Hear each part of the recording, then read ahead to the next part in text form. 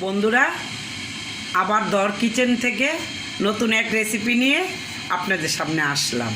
দেখুন, টমেটো দিয়ে চাটনি, সাথে কেউ বলে বড়ই আমরা বাংলাদেশে সবাই বলি, কেউ বলে কুল।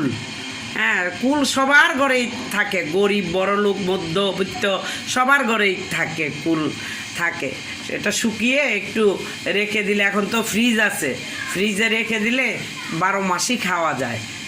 সেই কুল দিয়ে আমি শর্টকাটে করব।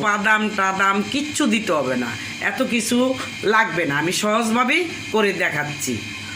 এই যে অল্প একটু তেল, এই যে দেখুন তেল, এই তেল দিয়ে রাস্তা বাড়িয়ে দিই। আচ্ছা, তেল দিয়ে শুকনো লঙ্কাটা দিবেন, যেন শুকনো মরিচটা দেওয়ার অর্থ হলো যে ঝাল, মিষ্টি, টক, নুন এগুলি যেন সব ঠিক থাকে, পারফেক্ট থাকে। আমি কোনো ফোড়ন দেব না, এই লঙ্কাই ফোড়ন দেব। তবে ফোড়ন না দিলেও ফোড়নের জিনিস আমি ভেজে গুঁড়া করে রেখেছি, সেটা দেব।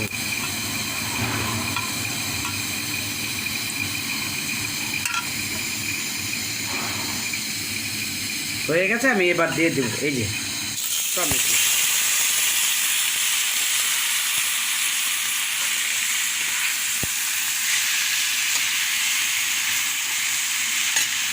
এবার আমি লবণটা দিয়ে দিব,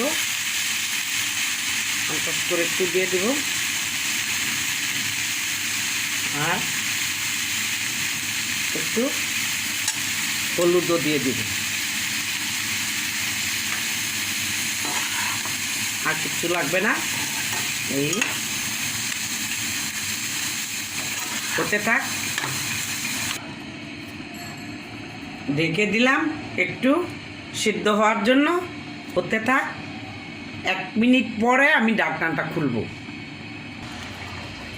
এবার আমি ঢাকনাটা খুলে নেব।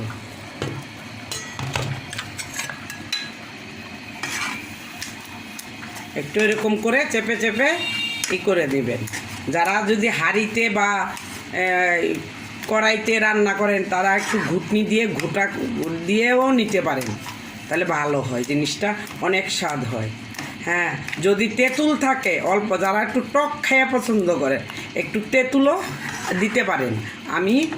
আমার তেঁতুল নাই, তাই জন্য ঘরে তেঁতুল নাই, তার জন্য আমি কিছু মরিচটা, আচ্ছা, এবার আমি কিছু, এই যে কেউ বলে আমচুর, কেউ বলে আমশি বা ফলি, এগুলি যাই হোক কচি আমের থেকে হয়, সেটা শুকিয়ে রেখেছিলাম, এটা আমি দিয়ে দিব। আমাদের ঘরে একটু টক খায়, তাই একটু দিয়ে দিলাম। বড়ই বা কুল দিয়ে টক ওরকম হয় না, যদি টক কুল হয় তাহলে হয়।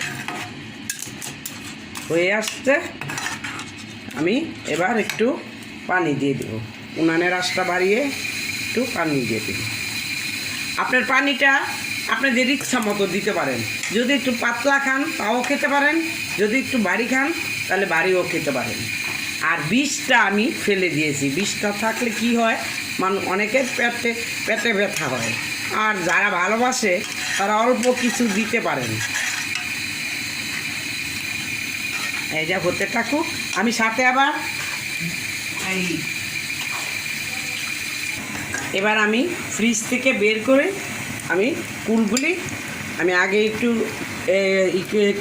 ছিঁড়ে রেখেছিলাম, সব কিছু ধুয়ে টুয়ে নিলাম, সাথে সাথে বরফ থাকতে থাকতে দিয়ে দিব, তাহলে কুলগুলি আর ওই নরম একদম থেকা হবে না।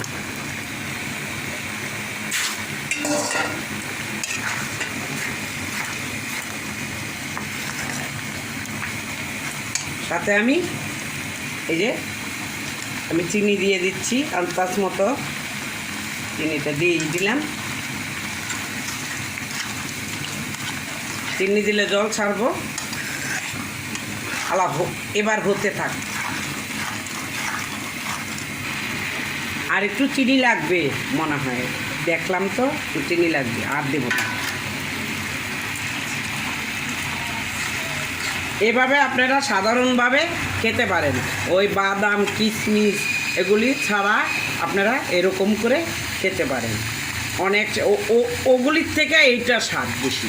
আপনারা দুইটাই রান্না করে যারা পারবেন রান্না করবেন, দেখবেন আমি যেটা বলছি সেটা যদি খারাপ হয় তখন কমেন্টস করে বলবেন।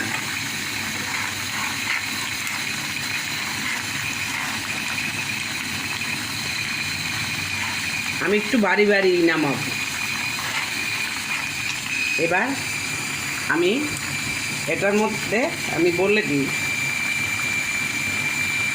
এটার মধ্যে জিরার ফাঁকি মানে তেলে নিয়েছি জিরার ফাঁকি আর ধনের ফাঁকি, তারপরে শুকনা লঙ্কার ফাঁকি, তারপরে আপনার সব যেটা বলে আমরা বলি সব, কেউ বলে মৌরি, এই মৌরির ফাঁকি, এই ফাঁকি দিয়ে আমি করে সর্ষার ফাঁকি আমি বেটেলে তারপর বেটে গুঁড়া করে রেখে দিয়েছিলাম। এটা আমি দিয়ে দিব এখন। ফোড়ন আর দিলাম না দিলেও এখন।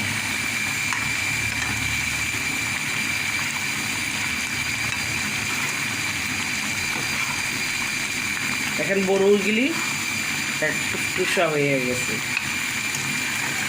ফ্রিজের আম কেটে রাখলে বা টমেটো রাখলে যাই রাখুন, বরফ থাকতে থাকতে এটা আপনার সাথে সাথে ধুইয়া দিয়ে দিতে হয়, তাহলে আর বোঝা যায় না যে এটা ফ্রিজের জিনিস, মনে হয় টাটকা। যে কুলগুলি বা বড়ইগুলি দেখলে কি কেউ বলবে যে ফ্রিজের? না। আবার কতক্ষণ পরে দিতাম তাই দেখতেন যে একটু পানি ভরা থাকতো, নরম হয়ে যেত, কীরকম জানি হয়ে যায়। হয়ে গেছে, আমি এখন নামিয়ে ফেলব। এখন নামাই, উনানের আঁচটা কমিয়ে দিই। আমার হয়ে গেছে, এবার নামিয়ে ফেলব। আমি চেক করে নিয়েছি, অনেক টেস্ট। আপনারা খাবেন, খেয়ে দেখবেন, আমি জোর গলায় বলছি, আপনারা খাবেন, খেয়ে দেখবেন। সাধারণ করে রান্না করেছি দেখে মনে করবেন না এটা খারাপ, অনেক ভালো। বাদাম আর কিশমিশ দিলেই ভালো হয় না, অন্য কিছু দিলেও ভালো হয়, এমনি রান্না করলেও ভালো হয়।